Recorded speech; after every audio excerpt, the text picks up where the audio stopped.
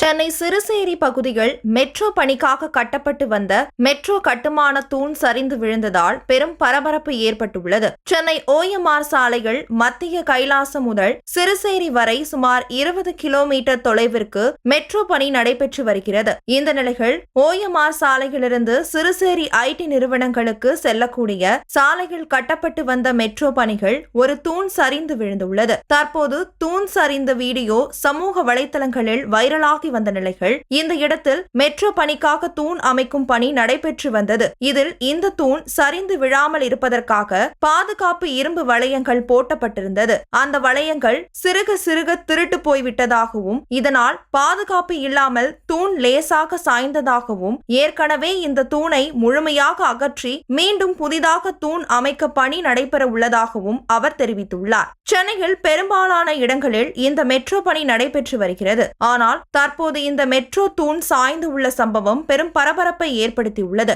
இந்த மெட்ரோ தூண் சாய்ந்த சம்பவம் முழுமையாக விசாரிக்க வேண்டும் எனவும் பொதுமக்கள் மற்றும் சமூக ஆர்வலர்கள் கோரிக்கை அளித்துள்ளனர்.